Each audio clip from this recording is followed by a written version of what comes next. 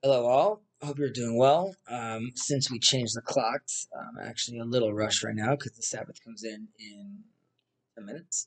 However, let's get right to it. We are in Parashat Ve'era, and we are going to get more into Abraham's story in this week's portion. Specifically, I wanted to zone in on uh, the the sacrifice of Isaac and what's going on around her. So we have Abraham and Isaac going to Mount Moriah. However, they're not going alone. They're accompanied by two young men. The Midrash tells us that these two young men are Ishmael and Eliezer. Eliezer being Abraham's servant, and Ishmael, of course, is Ishmael. And we're also told that we know the status of all these characters. These are all characters that are in Abraham's circle. They're all circumcised in a certain sense, and they all have a claim to Abraham's, Abraham's heir, the loyal student, the son of Sarah, and Ishmael, the older son through Hagar, but the status is sort of murky because he's also the son of a maidservant. But all four of them are walking on the way to Mount Moriah, seemingly waiting for God's decision. Now, beforehand, we're being told in Genesis 22:2, take now your son, your only son, Isaac, whom you love. Right? So the wording over there doesn't really indicate the intention of a sacrifice, but it is designating who is continuing Abraham's fast. However, at the end of the commandment, we're being told, and offer him there as a burnt offering.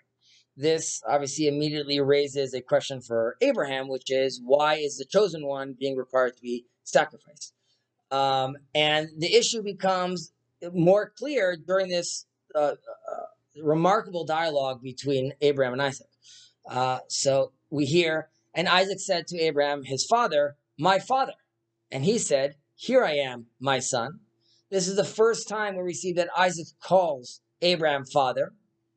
And for a righteous person like Isaac, whose nature, and we'll see later on, is really all about strict justice, din, and the readiness to be sacrificed, it's not, it doesn't happen so simply that he is willing to continue the path of someone who's all about grace, chesed, which is Abraham.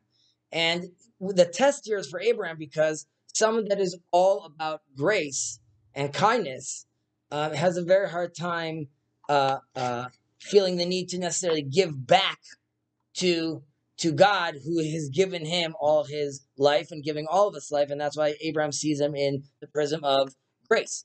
However, Isaac, who is being ready to be sacrificed, has a totally different understanding, and he sees these things needing to ultimately being sacrificed back to God, being given back to God, as we learn in Pirkei Avot.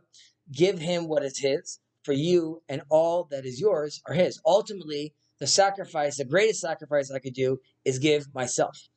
So between these two approaches, we see again the struggle between grace and justice, chesed and din. Can the house of Abraham, which is entirely based on grace, continue through Isaac, who embodies strict justice? And the answer to this question is given in the continuation in a later verse, when it said, and he said, here I am, my son. For the first time in Abraham's life, he bestows the title son on Isaac, not Ishmael, not Eliezer. After this brief dialogue, it said, and the two of them went together. So really this whole purpose of even the binding of Isaac is actually the binding of Isaac and Abraham together, bringing about unity and merging these two attributes, chesed and din, justice and grace.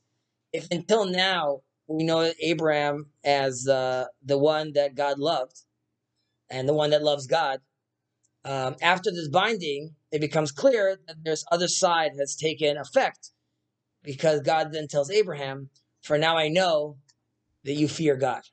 And he's managed to take on this attribute in a certain sense. The merging of these two brings and alludes to the birth of Jacob, who is supposed to be the perfect fusion between these attributes. And we're told later on, and by your offspring should all the nations of the earth bless themselves, because, but in Hebrew it's Ekev, like Yaakov, you have obeyed my voice. So in a sense, again, there is these two attributes that are, both of them are being tested. One Abraham has to realize that there's a place for justice. And Isaac has to realize that that's not what God wants from you. He wants you to pursue life ultimately. I don't want you to sacrifice yourself to me. I want your sacrifice to be through embodying and orienting yourself properly through a well-lived life.